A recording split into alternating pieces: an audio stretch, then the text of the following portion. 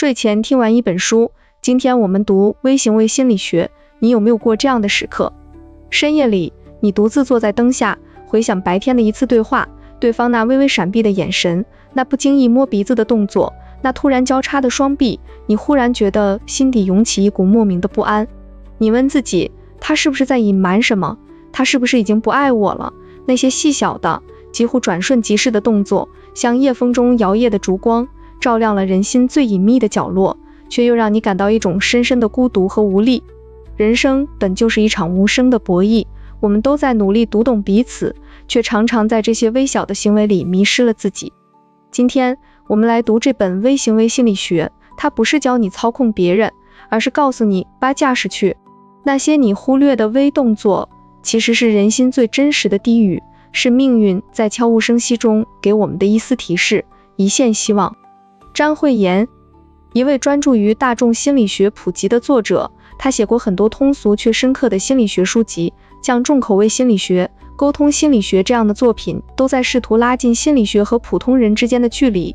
他没有显赫的学术背景，也没有惊心动魄的人生经历，但正是这种平凡，让他对日常生活中的那些小动作格外敏感。他写作的动机很简单，在这个人际关系越来越复杂的时代，我们的话语可以伪装，但身体不会说谎。他希望通过这本书，让你我都能在喧嚣中捕捉到那些被忽略的信号，从而少一些误解，多一些理解，少一些伤害，多一些温柔。就像他在前言里写的那样，任何人都无法100%隐藏内心的秘密。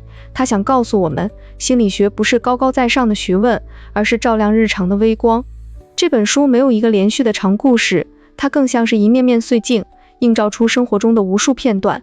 但如果你仔细读下去，会发现他在讲一个隐形的大故事，一个普通人如何从对人心的迷茫，到逐渐学会倾听身体的语言，最终在人际的荒原中找到属于自己的路。书从最基本的性格辨别开始。你想想，你第一次见到一个人，他站在那里，穿着整齐却略显保守的衣服，双手自然垂下，眼神直视你，但注视的时间刚好不长不短，你可能会觉得他可靠。可书里告诉你，看穿着就能知道性格。喜欢鲜艳颜色的人往往外向热情，偏爱深色调的更内向稳重。兴趣爱好呢，有人痴迷收藏古董，有人热衷极限运动。这些看似随意的选择，其实都是性格在悄然主导。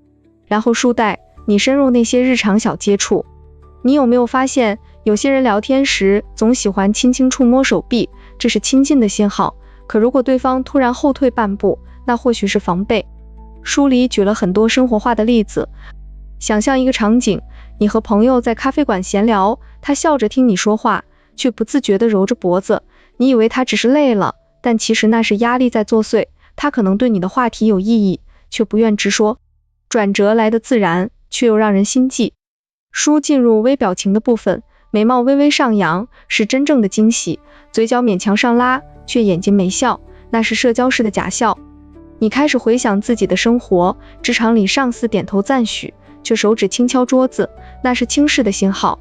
恋爱中恋人说我没事，却双臂紧抱胸前，那是封闭和防御。冲突一个接一个，你以为的信任其实是误读，你以为的冷漠或许是隐藏的在意。这些微行为像命运的琴弦，一根根被拨动。你渐渐发现，人心不是铁板一块，而是层层叠叠的脆弱。书里没有大起大落的戏剧，但那些小案例却像血液里的脚步声，一步步踩进你的心。你看到一个女人在约会时频繁玩弄头发，那是吸引的信号。一个男人眼神游离却强颜欢笑，那是内心的挣扎。你跟着书复盘自己的过去，那次争吵后，他沉默地摸着下巴，原来是在思考道歉。那次聚会，他低头耸肩，原来是自卑在作怪。整个复盘的过程像一场缓慢的觉醒，你从茫然到震惊，到一种淡淡的悲哀。原来我们活了这么久，却常常读不懂最亲近的人。书里最触动我的不是那些理论，而是那些瞬间的画面感场景。想象一下，雨夜，你和恋人坐在车里，外面是淅淅沥沥的雨声，车内灯光昏黄。他说着我相信你，声音温柔，可他的手指却在无意识地抠着指甲，眼睛微微向下。那一刻你的心像被什么重重一击。书里说这是典型的谎言信号，焦虑和内疚在身体上泄露。他说，雨声更大了，你沉默地看着窗外的水珠滑落，忽然觉得一切都那么荒谬。我们用言语筑起高墙，却在这些微小的动作里暴露了最真实的脆弱。另一个场景，职场会议室灯光刺眼，你在陈述方案，上司表面点头，嘴角甚至带着笑，可他的腿却不安地抖动，脚尖向门外。你忽然明白他已经不耐烦了。那一刻，绝望涌上心头，你努力了那么久，却在这些无声的信号里败给了命运的转折。书里把这些场景描绘得细致入微，像刀子一样划开人心。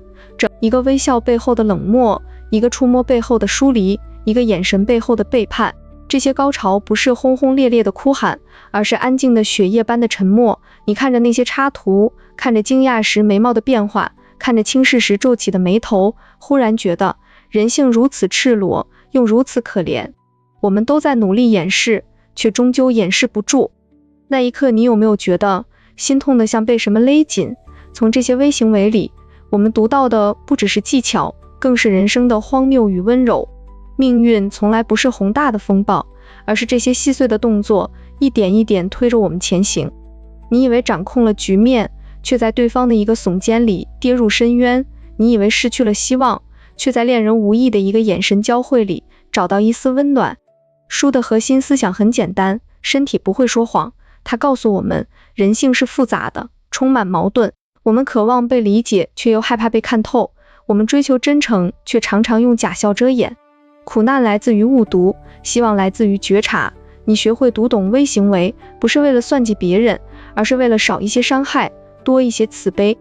就像在活着里，福贵在苦难中学会忍受，这里你在人际的苦难中学会倾听。活着的价值或许就在这些微小的领悟里。当你看到朋友揉脖子的疲惫，你选择沉默陪伴，而不是追问；当你察觉恋人的防御，你选择温柔拥抱，而不是争辩。对抗命运，不是大喊大叫，而是静静观察那些信号，然后选择爱与责任意义。不是宏大的理想，而是从一个微笑的真假里找到人心的温度。释然来自于此，起于情。你无法改变别人的微行为，但你可以改变自己的解读，从绝望到领悟，到一种淡淡的释怀。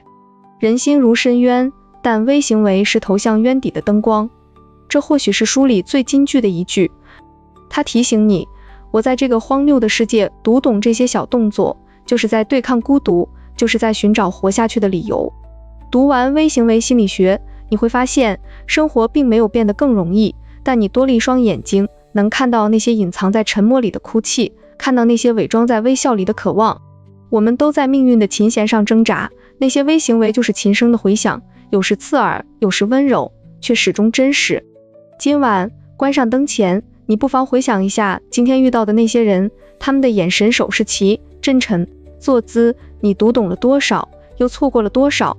你有没有想过，如果我们都能多留意这些微小的信号，这个世界会不会少一些误会，多一些理解，少一些分离，多一些长久？这个问题留给你自己去慢慢想吧。晚安。